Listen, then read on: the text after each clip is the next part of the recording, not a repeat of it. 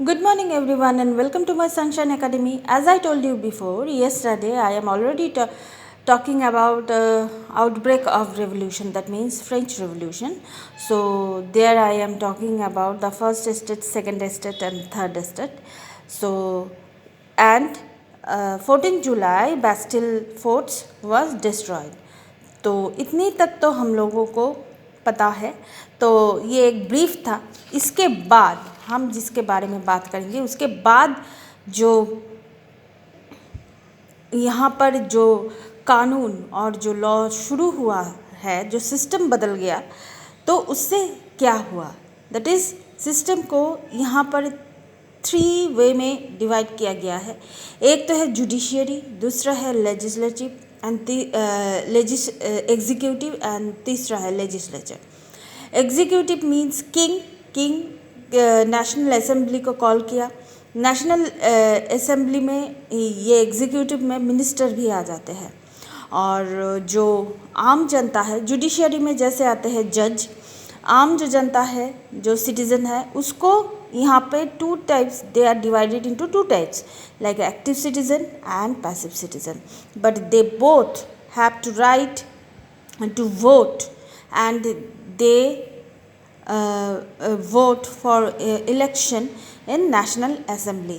और यहाँ पे जो मेन चीज़ जो हुआ था, दैट इज़ कि राजा का मोनर्किज्म का जो पावर है वो लगभग ख़त्म हो चुका था। अब यहाँ पर देख सकते हैं कि एक्टिव सिटीज़न भी वोट कर रहे हैं एंड पैसिव जो सिटीज़न हैं, पैसिव सिटीज़न भी वोट कर रहे हैं। कहाँ पे वोट कर रहे हैं? इलेक्शन में वोट कर रहे हैं, जो पहले नहीं था। ऐसे तो हम जानते हैं कि हमारे देश जैसे इंडिया डेमोक्रेटिक एक कंट्री है, तो यहाँ पे इलेक्शन के बारे में तो हम लोग बेहतर ही जानेंगे। तो फ्रेंच रिवॉल्यूशन में भी ऐसे हुआ था। और फ्रेंच रिवॉल्यूशन का जो स्पैन है, वो जो इफ़ेक्ट है, वो बहुत ही ज़्यादा बढ़िया था फ्रेंच रिवॉल्यूशन का। So I am repeating once again. तो after destroy the Bastille fort, the system, the administration divided in 3 part. That is, judiciary system is separate, was separated. That is, the judiciary system बिल्कुल अलग है। that is, the judiciary system means judge। और भी है, जैसे कि जब तक किसी के ऊपर आप अकॉर्डिंग टू लॉ, किसी के ऊपर जब तक कोई कंप्लेन नहीं आता, तब तक किसी को अरेस्ट किया नहीं जाएगा। ये जैसे कि हमारे देश में भी होता है अभी एफआईआर जब तक नहीं होता, किसी के ऊपर इन्वेस्टिगेशन करना और किसी को अरेस्ट करना ये मुमकिन नहीं है। तो इसके बाद जो होता है एग्जीक्यूटिव में भी किंग और मिनिस्टर्स दोनों को रखा गया है।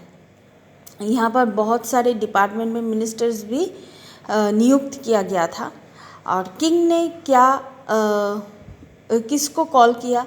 लेजिस्लेटिव में नेशनल असेंबली को। और यहाँ पर इलेक्शन होना शुरू हो गया था। और सिटीज़न को हम लोग 2 तरीके से डिवाइड करेंगे, एक है एक्टिव सिटीज़न, दूसरा है passive citizen. So active citizen भी vote for national assembly and passive citizen, यहाँ यहीं पर हम देख रहे हैं, passive citizen vote for national assembly in election, through election. तो अब तक के लिए इतना ही। और भी बहुत कुछ है फ्रेंच रिवॉल्यूशन के लिए बोलने के लिए। ये बहुत बड़ा एक रेवोल्यूशन था। अभी भी कुछ भी रेवोल्यूशन का अगर एग्जाम्पल दिया जाएगा तो मॉडल किसका फॉलो करते हैं लोग? फ्रेंच रिवॉल्यूशन का। ये एक माइलस्टोन था वर्ल्ड हिस्ट्री में। So thank you so much. Please keep watching and please subscribe my channel. Till then, good bye.